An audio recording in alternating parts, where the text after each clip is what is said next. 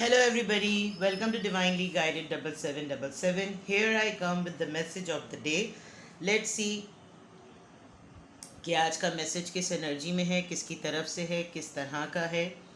ये एक short reading होती है। अगर आप मॉर्निंग में देखेंगे तो ये एक गाइडेंस होगी, और अगर आप एंड ऑफ द डे देखेंगे तो ये आपका डे रिफ्लेक्शन होगा। बट अगेन मैसेज वही लीजिएगा जो आपको अपनी सिचुएशन से मैच करते हुए लगें। आज का मैसेज ये है, तो अननेसेसरीली अपने ऊपर इम्पोज ना कर लें अनलेस कि आपसे ये रेजोनेट करे और आपकी सिचुएशन से मैच करे। तो let's see message of the day. आज का message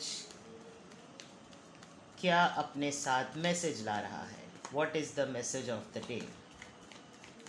message of the day,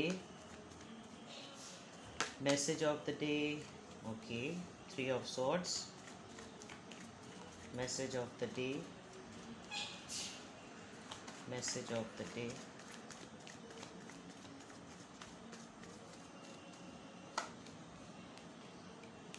All right, Queen of Pentacles.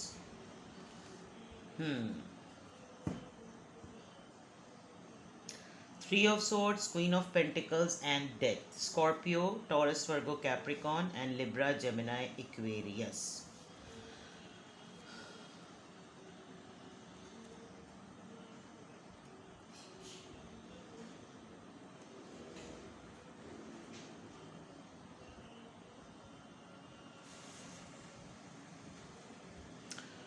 आज स्पेसिफिकली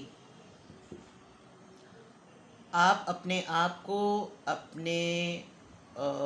अपनी उस सिचुएशन को जिसमें या तो आप थर्ड पार्टी में रहे, आपको किसी ने बैकस्टैप किया, आपको किसी ने हर्ट किया, या एक तरीके से ये समझ लें कि किसी ने आपको डार्क में रखा और धोखा दिया, आप उस प्रोसेस में अपने आप को काफ़ी हद तक संभालते हुए आज नज़र आ रहे हैं। आज आप बहुत ज़्यादा रिकॉल करेंगे, रिफ्लेक्ट करेंगे कि किस तरीके से अब अपने आप को प्रोटेक्ट करना है। Because with the death card I can see के अब आपने जो भी स्ट्रगल या जो भी सरवाइव किया है इस सिचुएशन में, उसका एंड हो गया है और अब आप एक न्यू बिगिनिंग की तरफ हैं। क्योंकि आप बहुत अरसे तक एक ऐसी सिचुएशन में रहे हैं जिसमें आपको नाउमीदी और जिसे कहना चाहिए कि मायूसी ज़रा ज़्यादा मिली है। विद द 3 of Swords आप बहुत सारी चीज़ों को आज रिकॉल करके उन तमाम चीज़ों को डिटॉक्स करने की कोशिश करेंगे, और आप अपने ऊपर, अपने फाइनेंसेस पर, अपने गोल्स पर और उन चीज़ों पर जो आपको अपलिफ्ट कर सकती हैं, आगे बढ़ा सकती हैं, आज ऑटोमेटिकली आपकी एनर्जी जो है वो इस तरह की है कि आप एक्सेप्ट कर रहे हैं कि ये फेज़, ये सिचुएशन अब लाइफ में एंड हो गई है और अब आगे बढ़ना है।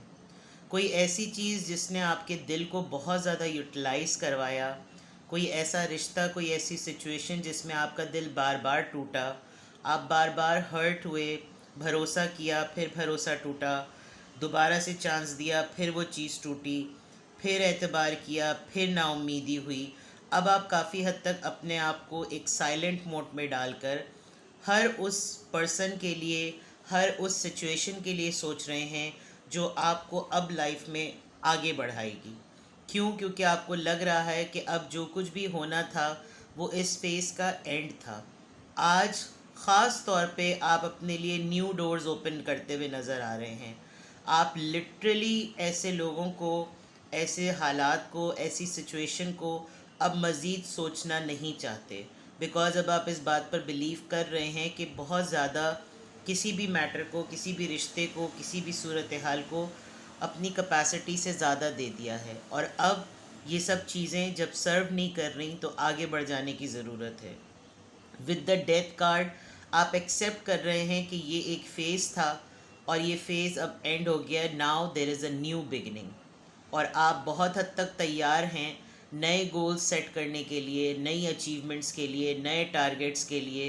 बिकॉज़ जब यहाँ पर बहुत कुछ लगाकर, इन्वेस्ट करके आपको जब कुछ नहीं मिला, तो आपको एक तरीके से सुकून है। आपने बहुत टाइम पर अपने आप को होल्ड कर लिया है।